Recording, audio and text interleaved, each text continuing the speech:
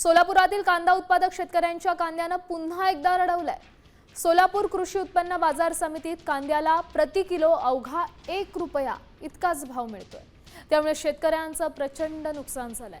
मागील 4 महिन्यांमध्ये कांदा उत्पादकांचे तब्बल 400 कोटींचं नुकसान झालंय।